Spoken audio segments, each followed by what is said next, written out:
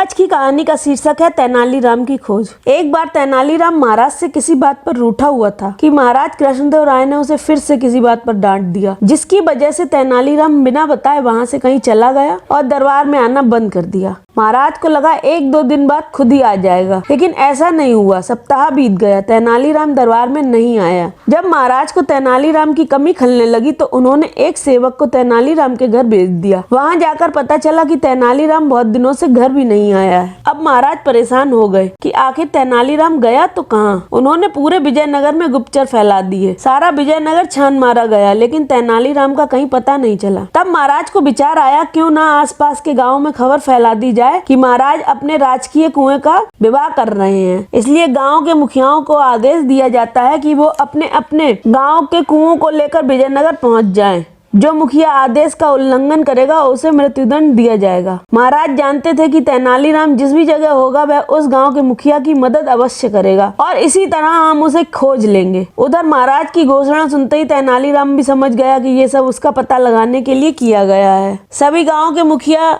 ये घोषणा सुनकर हैरान थे। वे सब सोच रहे थे कि आखिर महाराज को ये क्या हो गया है, भला कुआं भी कहीं उठाकर ले जाया जाता है। तेनालीराम जिस गाँव में रहता था उस गाँव का मुखिया भी काफी परेशान था कि तभी तेनालीराम उसके घर पहुंच गया और बोला, मैं आपका शुक्रगुजार हूं जो आपने मुझे अपने गांव में रुकने की जगह दी। मैं आपका ये उपकार जरूर चुकाऊंगा। मुखिया बोला, पर कैसे? अब आप आसपास के गांव के सभी मुखियाओं को एकत्रित कर लीजिए और मैं जैसा कहूँ आप वैसा ही करना। इस तरह मैं आपको महाराज की घोषणा का हल बताऊंगा। तेनालीराम के कहे अनुसार उसने सभी गाँव के मुखियाओं को एकत्रित कर लिया और विजयनगर के बाहर जाकर डेरा डाला। तब तेनालीराम ने एक मुखिया को अपने पास बुलाया और बोला, अब तो महाराज के पास जाकर बोलना कि महाराज आपके राजकीय कुएं के विवाह में सम्मिलित होने के लिए हमारे कुएं राजधानी के बाहर ठहरे हुए हैं। कृपा करके आप अपने कुएं को उनकी आगवानी के लिए भेज दीजिए। मुखिया ने महाराज के पास जाकर वही कहा जो तेनालीराम ने बोला था। तब महाराज ने पूछा, ये सुझाव तुम्हें किसने दिया है? मुखिया ने साफ साफ बता दिया कि कुछ दिनों से हमारे गाँव में एक आदमी आकर रह रहा है, उसने मुझे ये सब बोलने के लिए बोला था। मुखिया की बात सुनते ही महाराज समझ गए कि हो न हो तेनालीराम ही होगा। महाराज बोले, वह अभी कहाँ है? महाराज वह अभी राजधानी के बाहर खड़ा है, मुखिया ने कहा। महाराज ने अपने सेवकों को तुरंत रथ तैयार कर राजधानी के बाहर जाने का आदेश दिया। कुछ ही देर में वो तेनालीराम को लेने के लिए राजधानी के बाहर पहुंच गए। तेनालीराम को देखते ही महाराज बहुत खुश हुए और उसे बड़ी धूमधाम से दरबार में लाया गया। सभी मुखियाओं को भी पुरस्कार देकर विदा किया गया।